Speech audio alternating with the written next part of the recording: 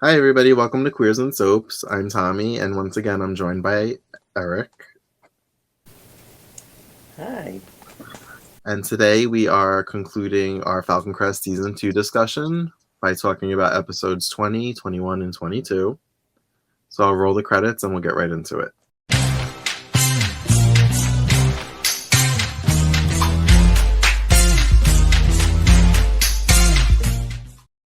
Episode 20 is called Ultimatums.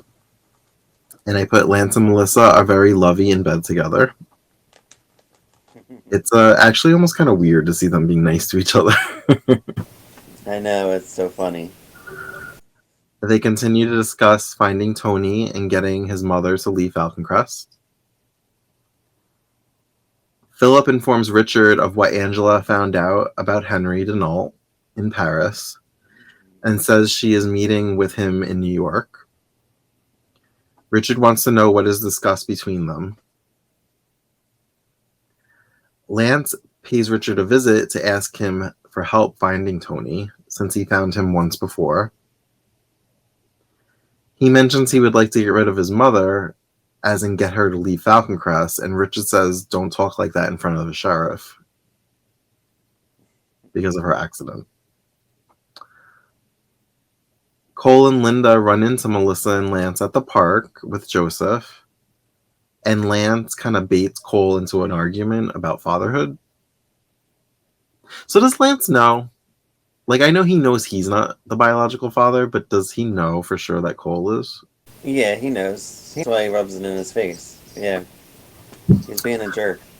Angela meets with Henry and threatens to expose him as a Nazi sympathizer if he doesn't get Richard to leave the valley. Nick pays Chase a visit to discuss his relationship with Vicky, and Chase is not supportive of it at all. Maggie is having to deal with notes on her script from the lead actress starring in the film, Yeah. which I thought I remembered we would see her more often, but we don't. It was just that one episode last time. Maggie pays Chase a visit to say he should give Vicky and Nick a chance, and to give Vicky a chance to make her own mistakes and see what happens with Nick. But it ends explosively. She ends up storming off because Chase is a jerk. Emma asks for Chase to help because the sheriff wants to question Lance for possibly tampering with Julia's car brakes. His fingerprints were found on a tool that matched something. I didn't really comprehend the details of this. Like, were his fingerprints a match for what was on the debris, or? Oh, yeah. I guess maybe in the car. Like, yeah, something like that. Angela arrives home and Chase leaves her to deal with Lance. Lance questions Melissa about being the last person to borrow Julia's car before her accident. And Melissa's like, yeah, I borrowed her car while mine was being serviced. Richard presses Diana to choose where her loyalties lie, either with him or Henry. Julia tells Angela she wants to reunite with Tony. And Angela says she's heard that before. And I'm like, girl, same. We've all heard this before. Emma thinks it's good to be optimistic. Maggie is out to dinner. I put with what's his name because I forgot his name, Daryl. Thinking about Chase because it's their anniversary. Chase shows up with flowers, but storms off angry when he sees her with Daryl. And I'm like, why? You know that she's working with him on this script. Like, I know. why do you keep getting mad about the same things over and over again?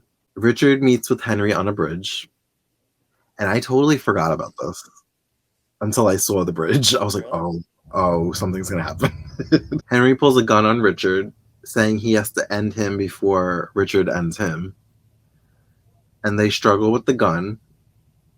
And Richard doesn't push him, but he kind of to get to the gun first, he does this, and that's when the mannequin, I guess, goes over the edge. Yeah, I forgot to mention these episodes because he did care about his father, and his father obviously didn't care about him. Just kind of used him. Yeah, I felt bad for him too because like you could see he's struggled his whole life with trying to like figure out where he belongs, who really cares about him, why he was given up, not feeling like he was good enough, always trying to live up to Henry Denault's expectations. Yeah. But he's got a lot of internal battles going on inside of him. Henry Denault kind of used him to like mold him, kind of. I feel like into what he wanted him to be. The New Globe. Well, I put the paper on. It may have been the New Globe. I didn't really catch the title. Reports the death as a suicide. Lance and Melissa try to threaten Angela by saying that Melissa could sell the Agretti crop elsewhere, and Angela's like, "So do it." She's like not even threatened by them. You'll be the raisin queen of the Tuscany Valley. What Lance and Melissa. I don't understand what Lance and Melissa want out of this. Like, what are they going to get with getting rid of Julia? It makes no sense to me. Like, Julia wasn't in the way. You know what I mean? Like, I don't get that stuff. Especially since like whenever anybody leaves, it seems to go back to the New Globe. It has nothing to do with Falcon Crest. Like they get their shares in the New Globe. Right. I don't really get that either. Chase comes to see Angela and they discuss Carlo being paid before his death and Henry's apparent suicide and suspect that Richard is the killer. Richard mourns Henry and Diana says her loyalties have always laid with him and he wants to be alone. And that's how that episode ended. Oh, wait. Wait, remember we have to say, Julia goes to Richard and finds out that it's legitimately not, Tony's signature, remember? Oh, and that paper that he signed, that Charlie. Yeah, Charlie and Angela kind of right. Well, Angela right. Episode 21 is titled Maelstrom. I don't know what that means.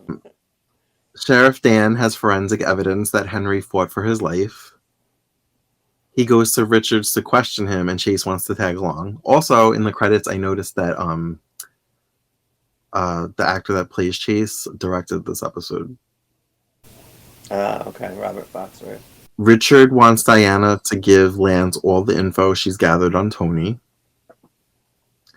We find out Tony's in San Diego. Nick's divorce is final soon, and he wants to marry Vicky and start a family. But they're still trying to get Julia away, which makes no sense to me. So is this the one where she finds out Julia goes to Tony's? Is this the episode?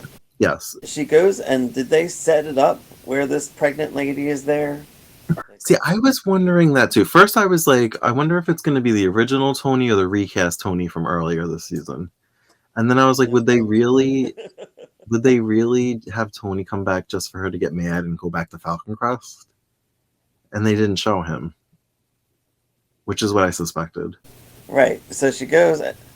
Right. She goes, and there's this pregnant woman that says, whatever, she's marrying Tony, and that Julia signed the divorce papers or something along those lines. And then she asked her for coffee, but Julia didn't go in. And I'm like, now if she would have went in, like, would we have found out? Like, was Tony going to be there? Like, I don't know. I was really confused by it. Or was it just a whole big setup from Lance and Melissa, and they just kind of knew that how it would go down? Like, Julia would just leave and whatever. I mean, that's a big chance to take. And then I thought when she walked with her big suitcase back to the curb and just stood there, I'm like, you should at least use the phone to call a cab. Maggie's still working on her script, and Daryl's still trying to flirt with her because he's noticing she's still having problems with Chase. And she's just like, stop. Just stop. It's not going to happen. And she literally is like, please stop flirting with me. And he doesn't stop. So she's had enough, and she's basically like, I'm gonna write it on my own and give it to you. And she's basically just like, make sure that you pay me, like that you got my check ready. I noticed when Julia found out about Tony, the look on her face looked like she was starting to become unhinged. Or continuing to be unhinged. After this, I know after this episode, I really felt like she has every right to be insane. Like, like the way she gets manipulated and pushed around by everybody. Mm-hmm. Lance, Melissa, Angela. I don't blame her at all for what happened. I really don't. I guess Cole was giving Linda a tour of the winery, and Lance and Melissa are there, and Lance once again is a jerk and baits him about Joseph. And they get into a fight. Lance was like trying to do karate, and like Cole was just like kicking his ass. Cole's just tearing him up. Melissa had this weird moment where like she touched Cole's face, I guess. It was weird. Yeah. I think that was before the fight. I think that's what started the fight. Melissa, this is where. So all of this was because Lance is jealous of Cole. Mm-hmm. Now he cares about Melissa. So I feel like that's been building up. Cole's always, well, I don't think he's jealous of Lance, but he's jealous of Lance being the father of Joseph, like, or father of Joseph. Mm-hmm. He can't be. So I feel like it's all been led up to this. Like, it's just like Cole had it, and Lance, is just a tool. So, and Melissa still loves Cole, so that's why I think she touched his face, because she wanted to be like to Linda, like, yeah, Cole's still mine. Like, in a way. Yeah. I feel like she was doing that because she's jealous of Linda because she loves Cole. Right. Even though, she's having. I don't think she loves Lance. She just likes the power of Lance. I also think this is the episode where we find out about the secret tunnels that lead into the Gretty house. Ali goes to the Fongs. He talks to. What's his name? Fong's uncle. I have. But I forget Fong's name. I think Fong is the family's last name.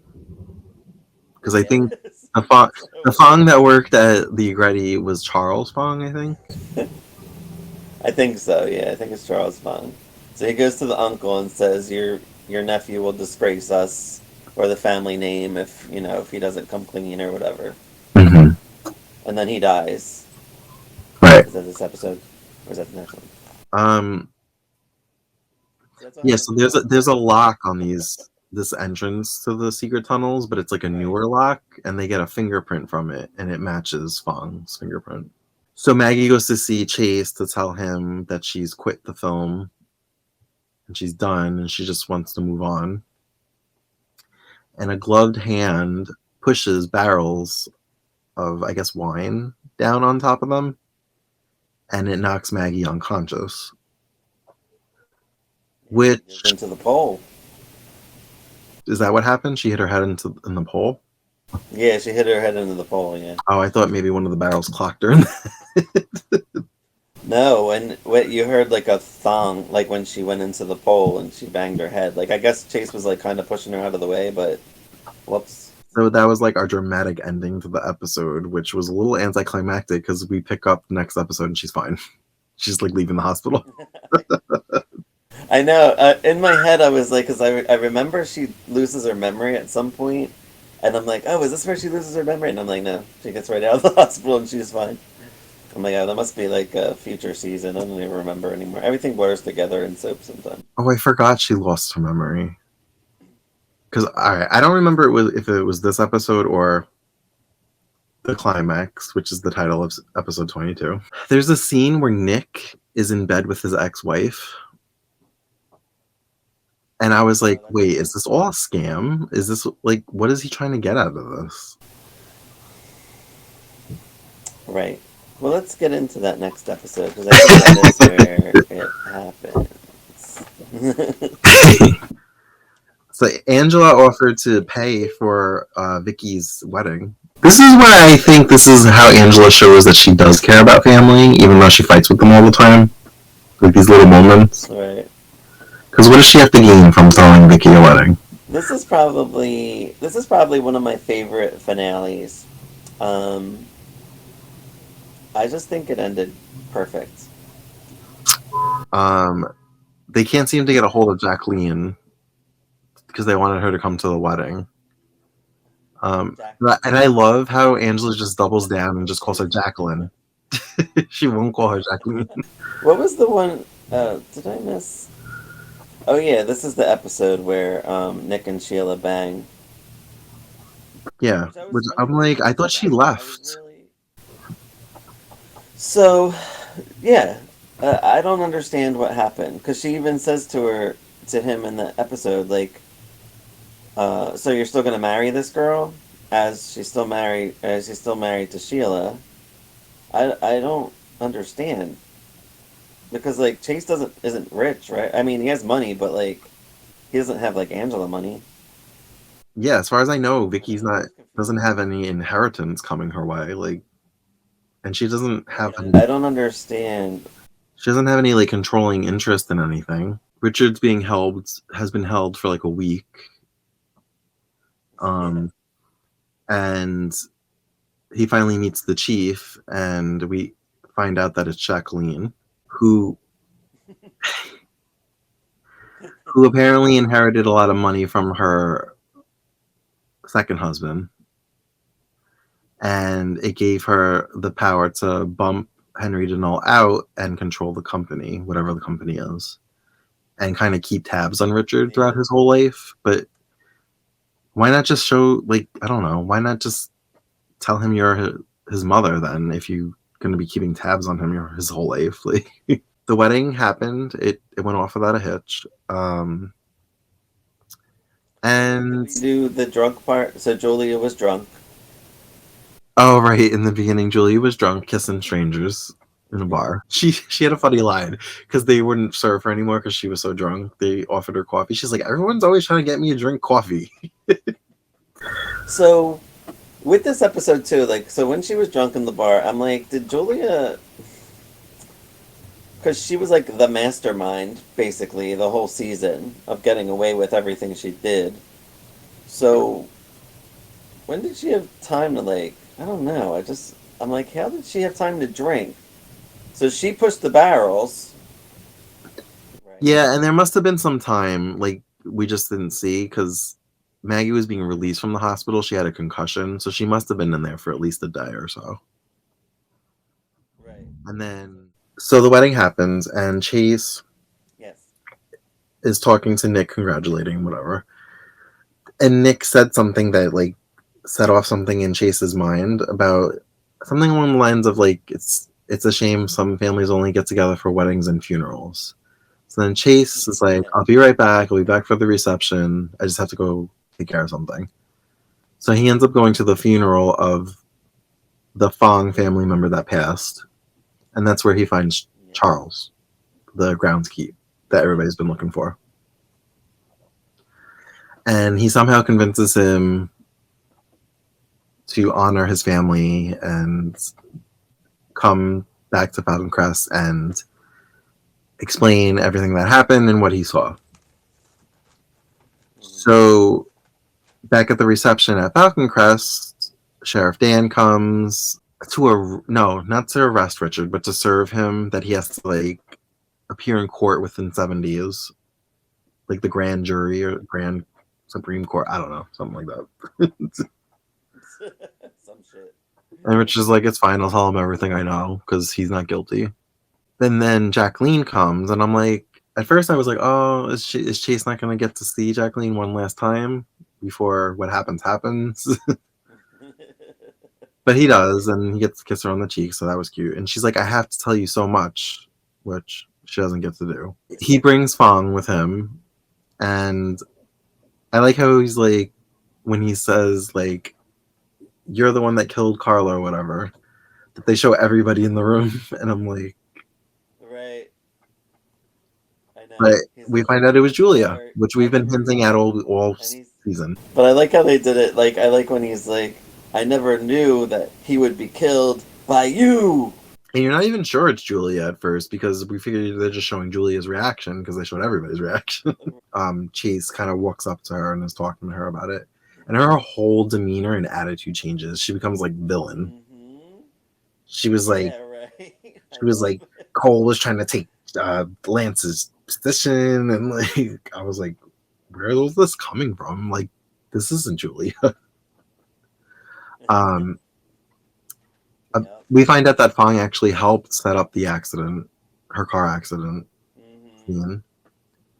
Where we were wondering how it happened, how she would do that alone. What did she say? I don't even know how she worded it. Ugh, I can't remember. She was like, "I have one more surprise." And she like whips out the gun.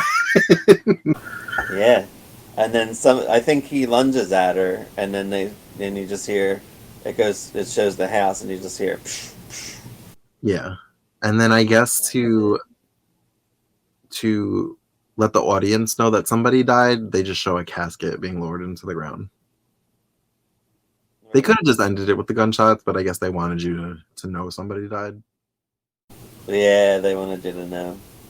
And you're like, holy shit. Now I don't know. Like, that's why I feel like if you ever watch I'm sure you've seen the Who's Shot JR episode, and like that wasn't that huge of a finale. Like, I guess yeah, you wanted to know who shot him, kind of, but I'm like, first of all, it could be anyone that shot that fucker.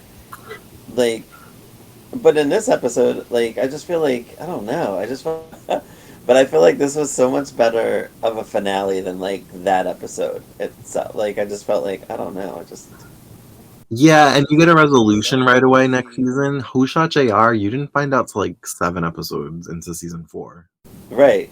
Well, you get a resolution, and then you get to be like, what the hell happened to Julia? Because like you said, her whole demeanor changed, and she's like, you know what? Fuck all you all, because I hated all you since like for like a whole season. I've been trying to kill you people, and you would think she'd be done. Like you're like, oh okay, well she killed them, and she killed somebody or whatever in the season finale. So you think, okay, she's probably not going to come back, and boop, she's back in the credits next season. And you're like, what? And then she has an awesome storyline, which is one of my favorites ever in season 3. I like because she's always had a nice relationship with Chase and Maggie, and I like her whole change to like villain, where she was like, if he would have just died in the garage, the case would have been closed, like about Cole. And I'm like, how do you talk about your nephew like that, or whatever he is, cousin? I don't second cousin about that like that. So this is where you know she completely snapped. Number one, she actually hates these people, but this is where Angela's control over her comes into play. Because she talks everything that Angela says. You know what I mean? Like, Angela always said this stuff to Chase and Maggie and all. And that's where I feel like Julia, like, I don't know, she just. And that's what, in season 3, when you see it all play out, like, that's what's good about this stuff. Like, because you think she's crazy, and she is, but in her head, she's not. She's like, I had to get them out of my way. Like, I had to kill them. Like, I had to make them go away. And, like, because that's what Angela wanted. And then that's why, in a sense, when you start seeing her turn against Angela in season 3, too, like, that's why that storyline is extremely well written. Like, it's good shit. And, like, just because you don't, it's so, like you said, you think it's so out of character, but it's really what Angela made her, you know, and that's what's cool about it. Like when I do you have anything else to say before we wrap this up? No, I think that's it. I think we covered everything, right? I can't believe we did 2 full seasons. Yeah, we did. That's 40 something episodes, I think. It's a lot, especially with these episodes being longer than episodes today. They're like 48 minutes. But all right, well, thank you for joining us for another edition of Don't Touch My Grapes, our continued Falcon Crest coverage. We will be taking a little bit of a break because we're going to try and cover something else, but we are going to come back to Falcon Crest, I promise. As always, you can find us on all the socials at Queers and Soaps. And until next time, have a great night, day, whenever you're watching it. Bye.